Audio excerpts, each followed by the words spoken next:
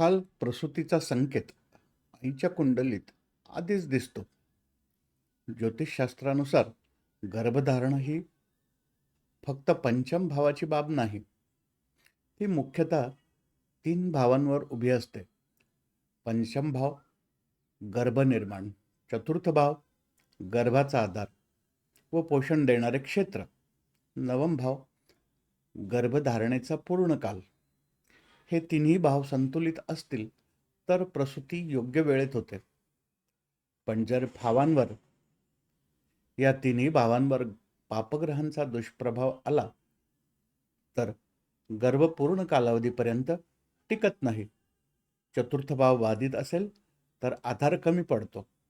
नवम भाव बाधित असेल तर काल पूर्ण होत नाही आणि पंचम भाव बाधित असेल तर गर्भधारणा अस्थिर होते. म्हणून लक्षात ठेवा, अकाल प्रसूतीचा योग आधी आईच्या कुंडलीत निर्माण होतो आणि बाळाच्या जन्मात तो प्रकट होतो. धन्यवाद.